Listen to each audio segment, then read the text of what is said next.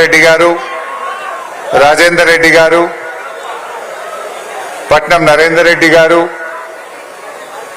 సునీత మహేందర్ రెడ్డి గారు, జైపాల్ యాదవ్ గారు, కార్పొరేషన్ చైర్మన్లు ఎర్రోల శ్రీనివాస్ గారు, శాసన మండలి సభ్యులు నవీన్ రెడ్డి గారు, వాలియా నాయక్ గారు, మరియు వేదిక మీద ఉన్న చాలా మంది పెద్దలు, ముఖ్యంగా సాయి చంద్ అభిమానులు, కుటుంబ సభ్యులు, మీడియా మిత్రులు, అమరచింత అక్కా చెల్లెళ్లకు, అన్నదమ్ములకు, రాష్ట్ర వ్యాప్తంగా తరలి వచ్చిన సాయి చంద్ అభిమానులకు హృదయపూర్వకంగా శిరస్సు వంచి నమస్కారం తెలియజేస్తా ఉన్నా.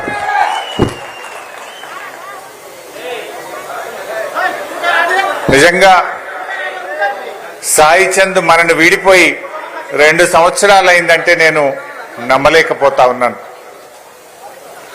కాలం గడిచింది, సాయి జ్ఞాపకాలు నా మదిలో, మనందరి మదిలో మాత్రం ఇంకా తిరుగుతూనే ఉన్నాయి.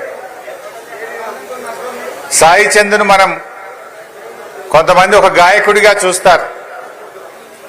సాయి ఒక గాయకుడే కాదు, ఒక ఉద్యమకారుడు, తెలంగాణ ఉద్యమకారుడు, ఒక కవి, ఒక రచయిత, ఒక వాగ్గేయకారుడు, ఒక అద్భుతమైనటువంటి గాయకుడు సాయి చంద్.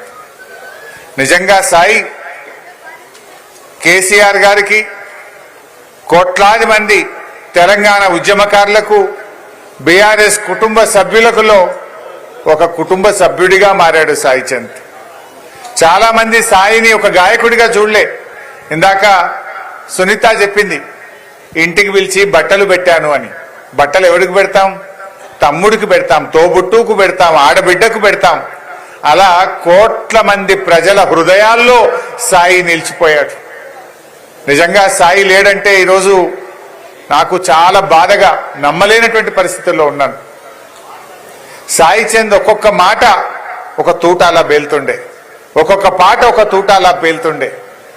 అది ఏ పాట అయినా సరే, అమరుల గురించి పాడిన రాతి బొమ్మల్లో కొలువైన శివుడా పాట అయితేనేమి, డాక్టర్ బాబాసాహెబ్ అంబేద్కర్ గురించి పాడిన పాట అయితేమి, పాట ఏదైనా గుండెను సముద్రం చేయగలిగిన శక్తి ఒక్క సాయికే సొంతం. ఆ రాతి బొమ్మల్లో కొలువైన శివుడా అనే పాట ఒక్కసారి కాదు, సాయి ఎన్నిసార్లు పాడితే అన్నిసార్లు నా కళ్ళల్లో నీళ్లు తిరిగేది. దుఃఖాన్ని ఆపుకోలేకపోయేవాడిని, అందులో లీనమైపోయి పాడేవాడు. ఆ పాట పాడుతుంటే అసలు కళ్ళల్లో నీళ్లు పెట్టని వాళ్ళు లేరు. నేనైతే ఎన్నిసార్లు కళ్ళల్లో నీళ్లు పెట్టుకున్నాను. డాక్టర్ బాబాసాహెబ్ అంబేద్కర్ మీద ఇందాక మిత్రులు ప్రవీణ్ గారు చెప్పినట్టు ఆ పాట కూడా కళ్ళల్లో నీళ్లు తెప్పిస్తుంది. నిజంగా ఇలాంటి సమాజం ఉండేనా అనిపించేది. ప్రతి మనిషి ఆ పాట వింటే ఆ మనిషిలో మార్పు వస్తుంది. అంత గొప్పగా, అంటే కళ్ళకు కట్టినట్టుగా సాయి చెప్పేవాడు.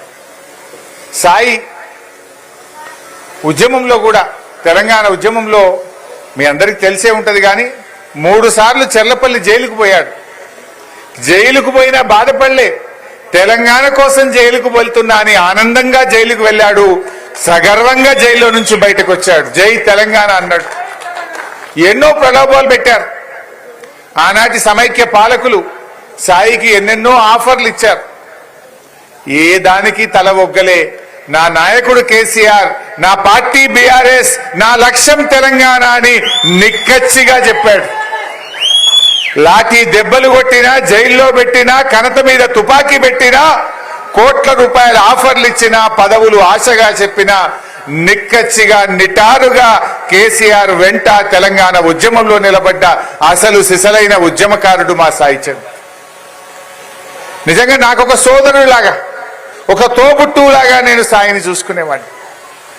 ఎంత ప్రేమ, ఆప్యాయత, నిజాయితీ ఆయన మాటల్లో ఉండేది.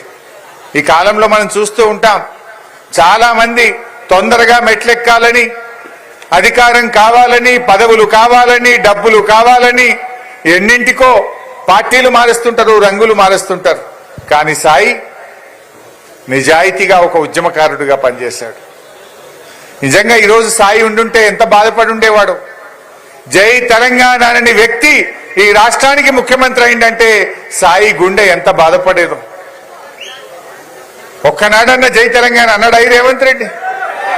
జై తెలంగాణ అననివాడు ఇవాళ ఏం మాట్లాడుతుండు?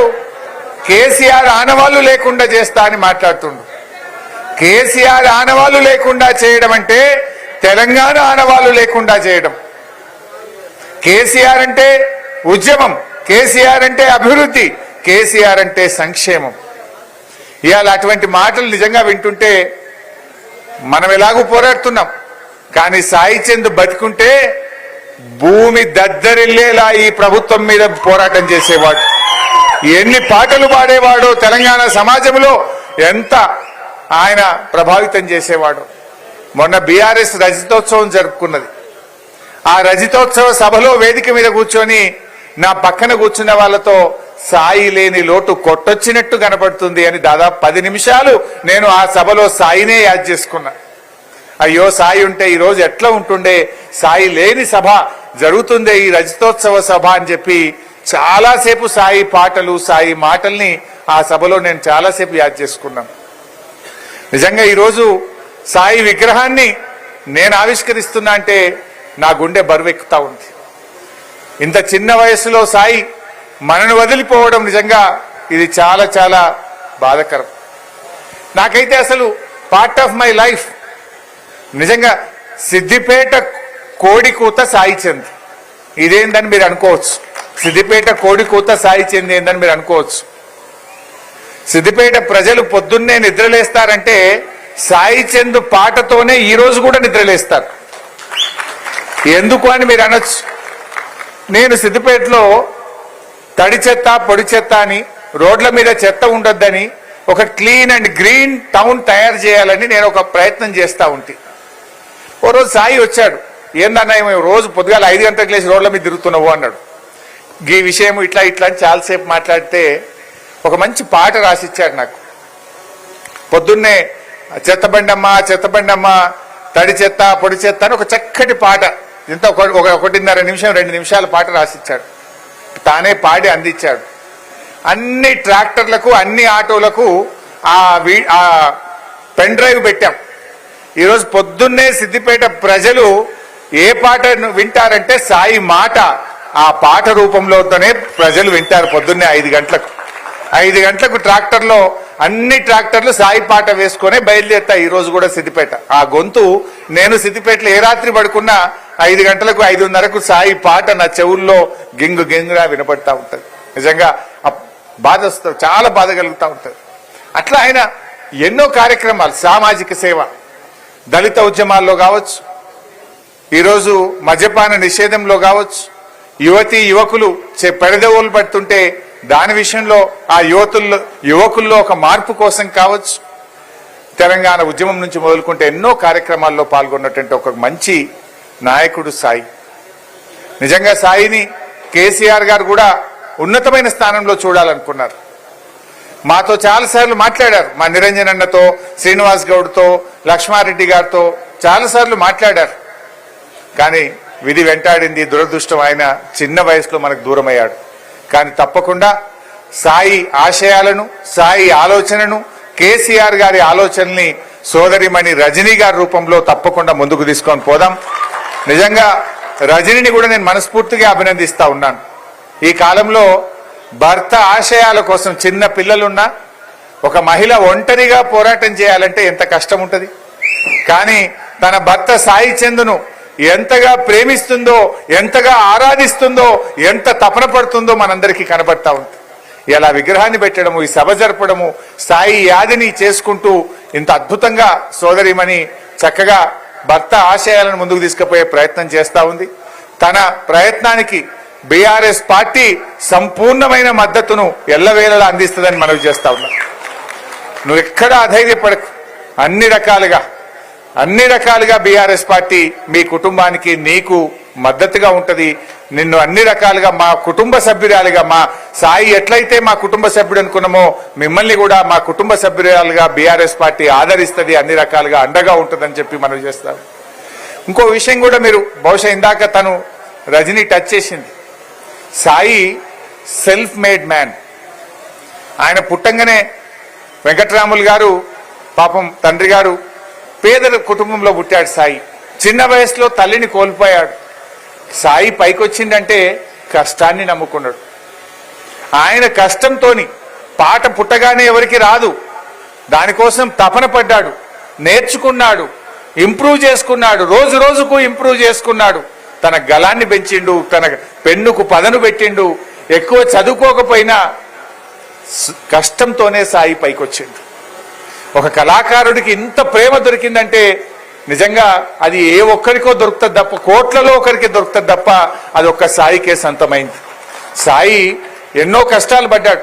కొన్ని సందర్భాల్లో నాకు కూడా చెప్పుకొని బాధపడ్డాడు. ఇక్కడ ఇట్లా అయిందన్నా, నాకు ఇక్కడ బాధ కలిగిందని తన గుండెకి కలిగే బాధను కూడా అప్పుడప్పుడు నాతో కూర్చొని చెప్పుకునేవాడు. తన బాధను కూడా పంచుకునేవాడు. కానీ గుండెలో ఎంత బాధ ఉన్నా లక్ష్యాన్ని వీడేవాడు కాదు. తన గమ్యాన్ని ముందుకు పోతూ, తన ప్రయత్నాన్ని ముందుకు తీసుకుపోతూ వెళ్తూ ఉండేవాడు. అందువల్ల ఈ తరం యువత కూడా నేను కోరేది ఒక్కటే, సమయాన్ని వృధా చేసుకోకండి, సాయిని ఆదర్శంగా తీసుకోండి, కష్టాన్ని నమ్ముకోండి.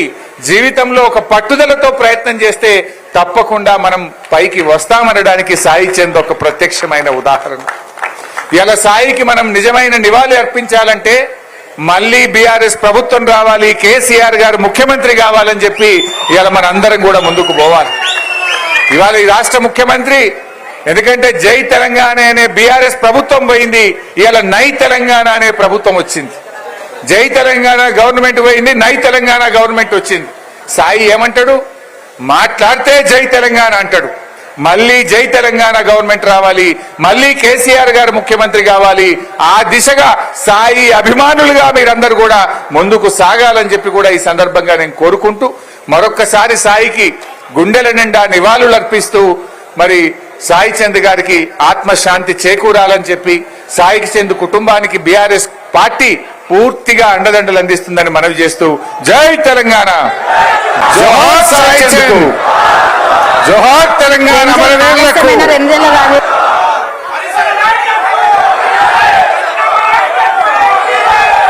సభాధ్యక్షత వహిస్తున్న సోదరిమణి సాయి చంద్ సతీమణి రజనీ సాయి చంద్ గారికి, గౌరవ మాజీ మంత్రివర్యులు శ్రీనివాస్ గౌడ్ గారు, నిరంజన్ అన్న గారు,